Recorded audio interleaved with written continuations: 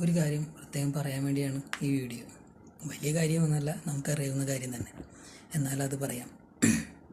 രണ്ട് തരത്തിലാണ് സൗഹൃദങ്ങൾ. നിങ്ങൾക്കറിയാമോ എങ്ങനെയാണെന്ന്?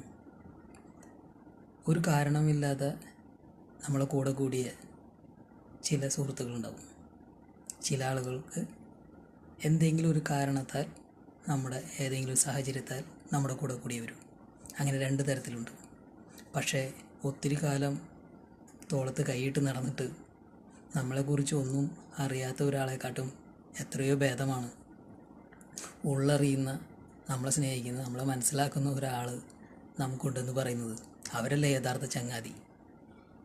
അങ്ങനെയുള്ള ചില ചങ്ങാതിമാർ എല്ലാവർക്കും ഉണ്ട്, പക്ഷെ അവരെ ആരും അറിയാറില്ല.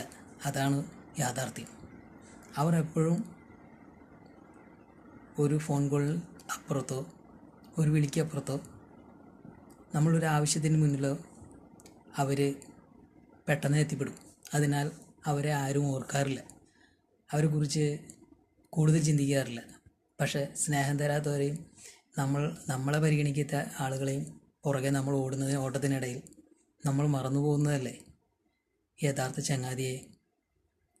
യഥാർത്ഥ ചങ്ങാതി ഒരിക്കലും ചതിക്കില്ല, ചതിക്കുന്നവരുടെ കൂടെ നിൽക്കുകയില്ല. അതാണ് ചങ്ങാതി.